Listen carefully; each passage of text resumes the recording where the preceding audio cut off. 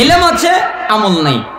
তাহলে এক শ্রেণীর লোকেরা বলবে আমরা যে আমল করি, আমরা যে সালাত আদায় করি, আমরা যে যাকাত দেই, আমরা যে সিয়াম পালন করি, আমরা যে হজ করি, তাহলে কি আমরা আমল করি না? এই জন্য সালাফ বললেন ওয়ালা আমালু মাওজুদুন, আমল বিদ্যমান, আমল আছে, আমল পাওয়া যায়। আমল যে নাই তা নয়, আমল পাওয়া যায়, আমল বিদ্যমান, আমল আছে। ওয়াল ইখলাসু ফীহি মাফকুদুন, কিন্তু আমলের ভিতরে ইখলাস নাই, আন্তরিকতা নাই, একনিষ্ঠতা নাই, আল্লাহর জন্য যে আমল করতে হয় এইটা তাদের কলবের ভিতরে নাই, তাই না? আমল আছে, আমল তো কতজনই করে, কিন্তু খুশু নিয়ে, বিনয় নম্রতা নিয়ে, ভয় নিয়ে, আশা নিয়ে কয়জনই বা করে? এই জন্য আমল আছে কিন্তু ইখলাস নেই। 3 আল হুব্বু মাওজুদুন, ভালোবাসা বিদ্যমান, ভালোবাসা আছে, ভালোবাসা পাওয়া যায়। আচ্ছা, আপনাদেরকে যদি জিজ্ঞেস করি আপনারা আল্লাহকে ভালোবাসেন না? সবাই বলেন ভালোবাসেন। মিথ্যা বলিয়েন না, মিথ্যা বলিয়েন না, যা বলবেন সত্য কথা বলবেন। আল্লাহকে ভালোবাসেন? আল্লাহর জন্যে, আল্লাহ রসুলের জন্যে জীবন দিতে পারবেন? সত্যি পারবেন? কে কে পারবেন? লিল্লাহি তাকবীর, হাত নামান, আমার বোঝা শেষ। তার মানে আপনারা সবাই হাত উঠিয়েছেন, তার মানে বোঝা যায় আপনারা আল্লাহকে ভালোবাসেন, আল্লাহর জন্য জীবন দিতে পারবেন, আল্লাহর জন্য মরতে পারবেন, এটা বোঝা যায়। কিন্তু এক শ্রেণীর যুবক দেখা যাচ্ছে, এক শ্রেণীর মানুষ দেখা যাচ্ছে, তাদের মুখের দিকে তাকালে বোঝা যায় তাদের মুখে কত সুন্দর দাড়ি, ওইটাই নাই, তাই না? মরতে পারবে, মরা তো সহজ। তা আপনাদের কাছে কি মনে হয়, মরা সহজ না দাড়ি রাখা সহজ? আমার কাছে এটা মনে হয় না, আমার কাছে মনে হয় মরাটাই সহজ। কেন? কয় দাড়ি রাখবো, দাড়ি রাখলে বউ যেন আমার কেমন কেমন করে। কি করে? আমাকে অনেক যুবক বলে হুজুর আমি খুব বিপদে আছি। কি বিপদে? আমার বউ আমাকে দাড়ি রাখতে দেয় না, তো আমি কি আমার বউকে মানবো? তো আমি বলি আপনি আপনার বউকে মানবেন মানে আপনার প্রথম কাজ আপনার বউকে তালাক দেওয়া। আপনি মানবেন মানে আপনি আপনার বউকে দিন বুঝাবেন। আপনার বউ যদি দিন না বোঝে আপনার বউকে প্রহার করবেন। আপনার বউ যদি তাতে না বোঝে আপনার বউকে নিয়ে কাউকে নিয়ে সালিশ করবেন, গণ্যমান্য ব্যক্তি নিয়ে, যে আমাকে দিনই কাজ করতে বাধা দেয়। এরপরেও যদি আপনার বউ না বোঝে তাহলে আপনাকে আপনার বউ তালাক দিতে হবে। যদি আপনি পুরুষ হন, পুরুষ হলে আপনার বউ তালাক দিতে আপনি বাধ্য। কেন? পুরুষ মানে পুরুষ হলো ক্ষমতা, আমার ক্ষমতা আছে তাই আমি পুরুষ। আরে বউ তুমি চলে গেলে আমার কিছু আসে যায় না, আমি হলাম পুরুষ। তুমি যদি চলে যাও তাহলে আমি আরেকটা বিবাহ করব, আমার জন্য মেয়ের অভাব নেই। কিন্তু ওই যুবকরা মনে করেছে বউ পৃথিবীতে আর একটাই, মানে মেয়ে আর ওর জন্য নাই, ওর বিয়ে করতে পারবে না, ওর বিবাহ হবে না। এই জন্য ওর বউ যা বলে তাই করে। এই জন্য বউয়ের কথায় দাড়ি ছাটে। যারা বউয়ের কথায় দাড়ি ছাটে এরা মহিলাও না আর এরা পুরুষও না। আপনি ঠিক বললেও ঠিক, আপনি না বললেও ঠিক।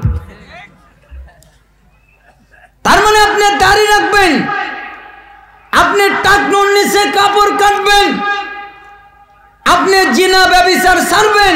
এই জন্যই সালাফ বলছেন ওয়াল হুব্বু মাওজুদুন, ভালোবাসা বিদ্যমান, ভালোবাসা পাওয়া যায়, ভালোবাসা আছে। ওয়াসিদকু ফীহি মাফকুদুন, কিন্তু ভালোবাসার ভিতরে সততা নাই, সত্যবাদিতা নাই, সবগুলো মিথ্যা ভালোবাসা। ওরা বলে আমরা আল্লাহকে ভালোবাসি, কিন্তু ওদের কাজকর্ম দেখলে মনে হয় ওরা আল্লাহকে ঘৃণা করে। ঠিক না? কথায় আল্লাহকে ভালোবাসে কিন্তু কাজকর্মে আল্লাহ উল্টোটা করে। আল্লাহ যা করতে বলে তার ভিন্নতা করে। আপনারা কি আমার কথায় রাগ করছেন? তাহলে কয়টা জিনিস আছে? 3টা। নাই কয়টা?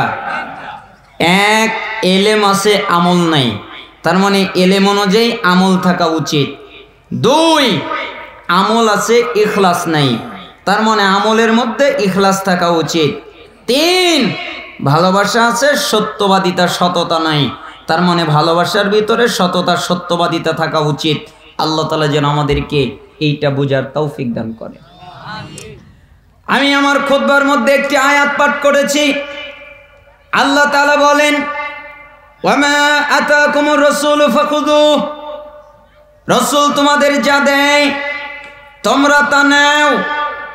ওয়ামা নাহাকুম আনহু ফান্তাহু, রাসূল তোমাদেরকে যা থেকে নিষেধ করেন তোমরা তা থেকে বিরত হও। তার মানে রাসূল যা দেবেন তোমরা তা নিবে, রাসূল যা নিষেধ করবেন তোমরা তা ত্যাগ করবে। ওয়াত্তাকুল্লাহ, এই ব্যাপারে আল্লাহকে ভয় করো। ইন্নাল্লাহা শাদীদুল ইকাব, নিশ্চয়ই আল্লাহ শাস্তি দানে কঠিন কঠোর। আল্লাহ শুধু দয়া করতে পারে এমনটা নয়, আল্লাহ দয়া করতে পারে, আল্লাহ রহমত করতে পারে, আল্লাহ মাগফিরাত করতে পারে, আল্লাহ ক্ষমা করতে পারে, আল্লাহ এগুলো করতে পারে। তবে আল্লাহ শাস্তিও দিতে পারে। আল্লাহর শাস্তি সহজ নয়, আল্লাহর শাস্তি কঠিন। এই জন্য আল্লাহ তাআলা বলছেন, আমার শাস্তিকে ভয় করো, আমাকে ভয় করে রাসূল যা বলে তা মানো, রাসূল যা ত্যাগ করতে বলে তা ত্যাগ করো। এটা হলো আল্লাহর আদেশ আমাদের প্রতি। তাহলে রাসূল যা বলবেন মানতে হবে, রাজি? রাসূল যা ত্যাগ করতে বলবেন তা ত্যাগ করতে হবে, রাজি সবাই? আপনাদেরকে আমি একটু কোরআনুল কারীমের আরেকটি আয়াত, সূরা আহজাব 36 নম্বর আয়াত, আল্লাহ তাআলা বলেন, ওয়ামা কানা লিমুমিনিন ওয়ালা মুমিনাতিন ইযা কাদাল্লাহু ওয়া রাসূলুহু আমরান আইয়াকুনা লাহুমুল খিয়ারাতু মিন আমরিহিম ওয়া মান ইয়াসিল্লাহা ওয়া রাসূলাহু ফাকাদ দাল্লা দালালাম মুবিনা। ঈমানদার পুরুষ, ঈমানদার নারী, যেই পুরুষ দাবি করে আমি ঈমানদার, যেই নারী দাবি করে আমি ঈমানদার, যেই পুরুষ দাবি করে আমি ঈমানদার, যেই নারী দাবি করে আমি ঈমানদার, তাদেরকে যখন আল্লাহ, আল্লাহর রাসূল কোনো কাজের আদেশ করেন অথবা কোনো কাজের নিষেধ করেন, তখন ওই কাজে ভিন্নতা করার অনুমতি, অধিকার তাদের নাই। ভিন্নতা করার অনুমতি আছে, অধিকার আছে কাদের? ঈমানদারদের। আপনি যদি বলেন আমি ঈমানদার, তাহলে আল্লাহ যা বলবেন আপনি মানতে বাধ্য, আল্লাহ রাসূল যা বলবেন আপনি মানতে বাধ্য। আপনি যদি বলেন আমি ঈমানদার নারী, আপনি যদি বলেন আমি ঈমানদার পুরুষ, তাহলে আল্লাহ যা বলবেন আপনি মানতে বাধ্য, আল্লাহ রাসূল যা বলবেন আপনি মানতে বাধ্য। কেন? আপনি ঈমানদার। আপনাকে একটু ঈমানদার দেখাই, আপনাকে একটু আনুগত্য দেখাই। সাহাবীরা যখন তাদের উপরে মদ হারাম এই মর্মে আয়াত নাজিল হয় নাই, এখনো মদ হারাম হয় নাই, তখন এক শ্রেণীর সাহাবীরা মদ পান করত। এই ইতিহাসটা আপনারা জানেন, তাই না? এক শ্রেণীর সাহাবীরা মদ পান করত। কেন? মদ যে হারাম এই আয়াত তো নাজিল হয় নাই।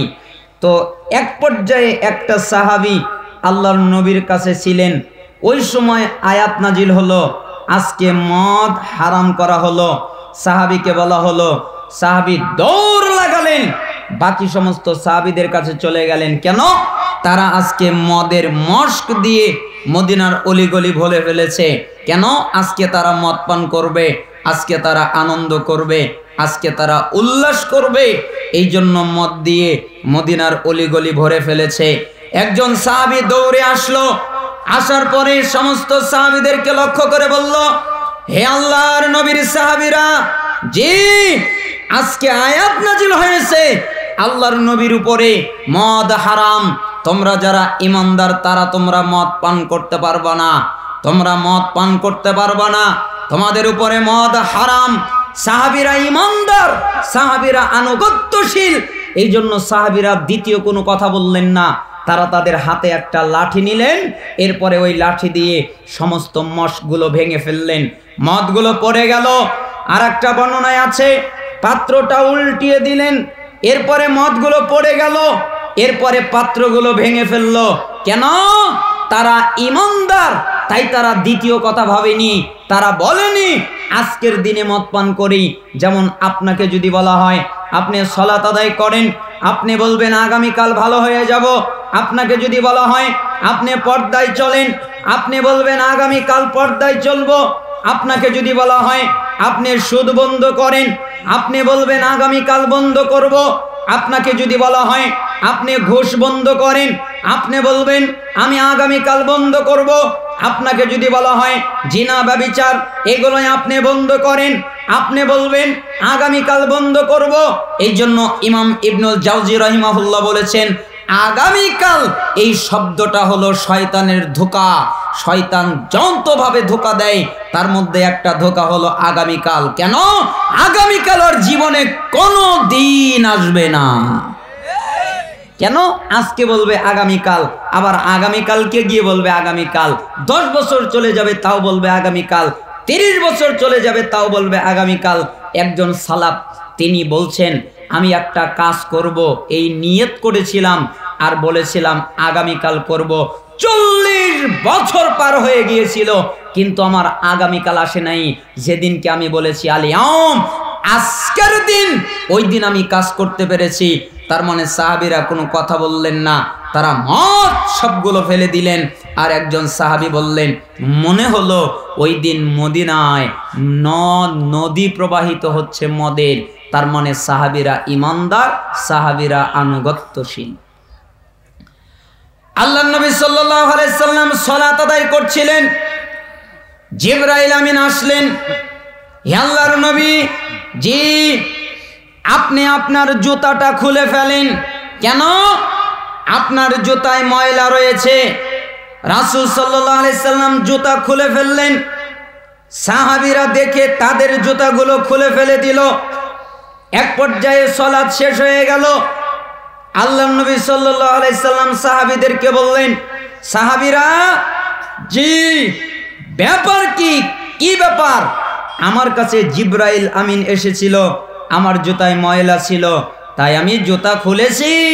তোমাদের কাছে তো আর জিবরাইল আসে নাই, তোমাদেরকে তো আর জুতা খুলতে বলা হয় নাই, তোমরা জুতা খুলেছো কেন? তখন সাহাবীরা জবাব দিয়েছিল, হে আল্লাহর নবী আপনি জুতা খুলেছেন তাই আমরা জুতা খুলেছি।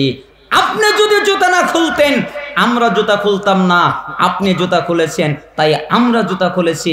এটার নাম আনুগত্য।